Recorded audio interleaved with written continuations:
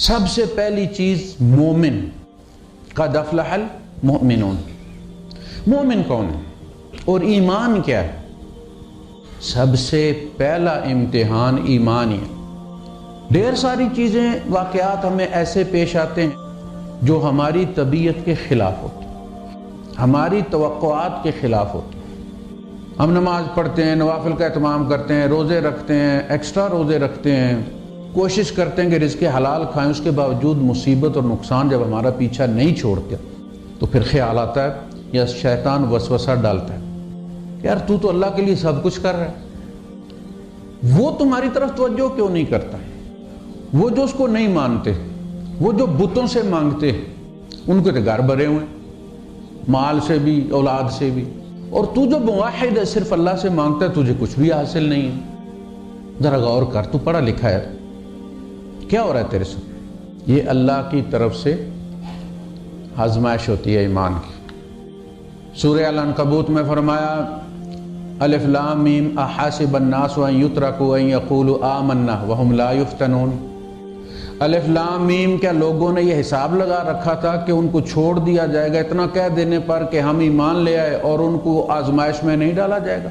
وَلَقَدْ فَتَنَّ الَّذِينَ مِن قَبْلِكُمْ، ہر زمانے میں ایمان والوں کے امتحان لیے ہم تاکہ ان کے سامنے رکھ۔ وَمِنَ النَّاسِ مَن يَعْبُدُ اللَّهَ عَلَى حَرْفٍ، لوگوں میں ایسے بھی ہیں جو اللہ کی عبادت کرتے بس کنارے پہ رہ کے، اگر اچھائی پیش آ گئی تو بڑے خوش، وَإِنْ أَصَابَتْهُ فِتْنَةٌ، اگر اسے کوئی آزمائش آ گئی انقلب علی وجہ، ایڑیوں کے بل گھوم گئے، چہرہ ہی پھیر لی، تو آزمائش ہوتی ہے، ایمان کی آزمائش ہوتی ہے۔ اسی لیے ایمان کا دوسرا نام صبر ہے۔ فرمایا اِلَّا الَّذِينَ صَبَرُوا وَعَمِلُوا الصَّالِحَاتِ، پورے قرآن میں آپ پڑھتے ہیں اِلَّا الَّذِينَ آمَنُوا وَعَمِلُوا الصَّالِحَاتِ، اِنَّ الَّذِينَ آمَنُوا وَعَمِلُوا الصَّالِحَاتِ۔ واحد جگہ ایسی ہے جہاں فرمایا اِلَّا الَّذِينَ صَبَرُوا وَعَمِلُوا الصَّالِحَاتِ، گویا صبر اور ایمان ایک ہی چیز کا نام ہے۔ مرتے دم تک مومن رہنا ان آزمائشوں کی بارش میں، اور یہ ایمان سلامت لے کر نکل جانا اس دنیا سے، بہت بڑی کامیابی۔ زلزلے آتے ہیں ایمان پر، ہلا مارا جاتا ہے بندہ، لیکن انسانی زندگی میں ہی کچھ ایسے لمحات بھی ہوتے ہیں کہ جو اس موقع پر اللہ کی گواہی دیتے ہیں اس کہ تیرے ساتھ یہ بھی تو ہم نے کیا تھا۔ تو ایمان پر آزمائشیں آتی ہیں، جہاں خزانہ ہوتا ہے وہیں چور پڑتا ہے۔ ایمان والے پہ وسوسے آتے ہیں، تنگیاں تکلیفیں۔ اللہ کے رسول صلی اللہ علیہ وسلم کی دعا ہے وَلَا تَجْعَلْ مُصِيبَتَنَا فِي دِينِنَا، اے اللہ دنیا کی ہر مصیبت سر آنکھوں پر، لیکن اے اللہ ہمارے دین پر کوئی مصیبت نہ آئے، یہ سلامت نکل جائے یہاں سے۔ تو دنیا کی مصیبت کو دین کی مصیبت مت بنائیں، دنیا دائمی نہیں ہے۔ ہمیں اپنا بچپن کل کی بات نظر آتی ہے، اور آج ہم قبر کے کنارے بیٹھے ہیں، گزر جاتی ہے، یہ فانی چیز ہے، مر تو سارے ہی جاتے ہیں، لیکن ایمان سمیت مرنا اصل اعزاز ہے۔ بہت سارے لوگوں کے ذہن میں یہ بات ہے جو نیک ہوں، نماز روزے کا اہتمام کرتے ہوں، حلال حرام کی تمیز کرتے ہوں، ان کو تو رزق وافر ملنا چاہیے نا، اللہ کے دوست ہو گئے تو اللہ کو تو انہیں نواز دینا چاہیے۔ کہا پھر تو لالچ میں سارے لوگ ہی مسلمان ہو جائیں گے، پھر تو چوری کھانے والے مجنو بھرتی ہو جائیں گے۔ ایمان بڑی قیمتی چیز ہے، یہ اتنی قیمتی چیز ہے کہ نوح علیہ السلام کی دعا سے ان کے بیٹے کو نہیں دی جاتی، لوط علیہ السلام کی دعا سے ان کی بیوی کو نہیں دی جاتی، نبی کریم صلی اللہ علیہ وسلم کی دعا سے تائے چاچے نہیں ہوتے۔ یہ خود مانگے سے اللہ دیتا ہے، کسی کی سفارش سے نہیں دیتا۔ اِنَّكَ لَا تَهْدِي مَنْ أَحْبَبْتَ، یہ اتنی قیمتی چیز ہے، لہذا جس کو ملتی ہے پھر اس کی آزمائش بھی ہوتی ہے۔ سورہ زخرف میں، زخرف کا مطلب ہے گلیٹرنگ، مال دولت سونا چاندی، اس میں اللہ پاک فرماتا ہے وَلَوْلَا أَن يَكُونَ النَّاسُ أُمَّةً وَاحِدَةً لَجَعَلْنَا لِمَن يَكْفُرُ بِالرَّحْمَنِ لِبُيُوتِهِمْ سُقُفًا مِّن فِضَّةٍ وَمَعَارِجَ عَلَيْهَا يَظْهَرُونَ وَلِبُيُوتِهِمْ أَبْوَابًا وَسُرُرًا عَلَيْهَا يَتَّكِئُونَ وَزُخْرُفًا وَإِن كُلُّ ذَلِكَ لَمَّا مَتَاعُ الْحَيَاةِ الدُّنْيَا وَالْعَاقِبَةُ عِندَ رَبِّكَ لِلْمُتَّقِينَ۔ کہیں فرمایا والآخرۃ عند ربک للمتقین، والآخرۃ للمتقین۔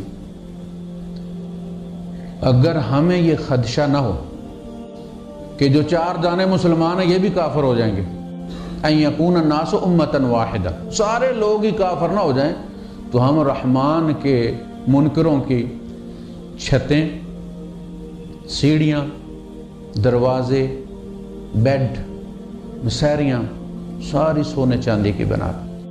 یعنی ابھی بھی ہم نے تھوڑا دیا ہوا ہے، اور اس لیے تھوڑا دیا ہوا ہے، ان میں بھی غریب رکھے ہوئے ہیں تاکہ تم سارے ادھر نہ دوڑ جاؤ۔ اگر اللہ اس طرح دینا شروع کر دے تو پھر انسانیت منافقوں سے بھر جائے، چوری کھانے والوں سے۔ یہ بڑی خالص مصیبت اس لیے آتی ہے، ہمیں چونکہ احساس کی بات نوٹ کریں کہ ہمیں ایمان، ہمارا جو ایمان ہے، ہم جو مومن ہیں، یہ ہم اللہ پر احسان سمجھتے ہیں۔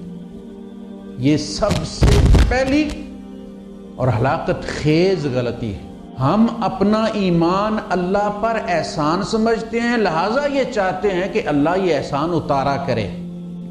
ہم اپنی عبادات کو اللہ پر احسان سمجھتے ہیں، اللہ کا احسان نہیں سمجھتے۔ ہم ایمان کو اللہ پر احسان سمجھتے ہیں، اللہ کا اپنے اوپر احسان نہیں سمجھتے۔ بندہ سوچے کہ اللہ کتنے کتنے ذہین لوگ ایمان سے فارغ ہو گئے ہیں، تو نے مجھ جیسے نکمے کو ایمان دیا ہوا ہے، تیرا شکر، تیرا احسان۔ اس اتنے بڑے احسان کے مقابلے میں تیری ہر تکلیف سر آنکھوں پر، ہر آزمائش سر آنکھوں پر، اتنا بڑی امانت، اے اللہ میں انشاءاللہ اسے سنبھال کر تیرے سامنے حشر میں لے آؤں گا، میں اسے ضائع نہیں ہونے دوں گا۔ آزمانے والے بے شک آزماتے رہے۔ یمنون علیک ان اسلموا، یہ آپ پر اپنے اسلام کا احسان جتلاتے ہیں۔ قل لا تمنوا علی اسلامکم، کہہ دیجئے میرے اوپر اپنے اسلام کا احسان مت جتاؤ۔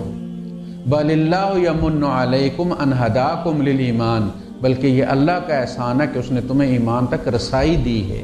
ان کنتم صادقین، اگر تم اپنے ایمان میں سچے ہو تو یہ اللہ کا احسان ہے تمہارے اوپر۔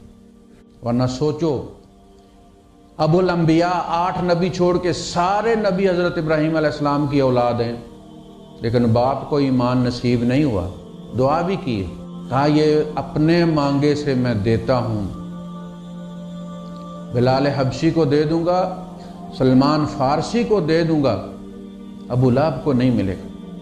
پڑوسی، اتنی قیمتی چیز جو نبی کے تائے کو نہیں دی، جس نے نبی کی پیدائش صلی اللہ علیہ وسلم، ان کی پیدائش پہ لونڈی آزاد کی تھی خوشی سے، میرے مرے ہوئے بھائی کے گھر بیٹا پیدا ہوا، اس کو نہیں دی، ہمیں دے دی۔ پھر بھی یہ جو نفسیات ہے، نماز پڑھتے ہیں، جتنی نمازیں زیادہ ہوتی چلی جاتی ہیں احسان اللہ پر زیادہ چڑھتا چلا جاتا ہے، دعا نہ سنی جائے غصہ زیادہ آتا ہے، کتنی دیر بندہ برداشت کرے، پھر آخر منہ سے بول ہی پڑتا ہے، حد ہی ہو گئی یار، اسی نمازاں پڑھ پڑھ کے مر گئے ہیں، مصیبت کاری نہیں چھڑتی، کتنی دیر صبر کر۔ اچھا، اللہ کے رسول صلی اللہ علیہ وسلم کے بارے میں اللہ پاک یہ فرماتا ہے کہ آپ کے کسی فیصلے کے بارے میں ان کے دل میں بھی کوئی حرج نہ ہو۔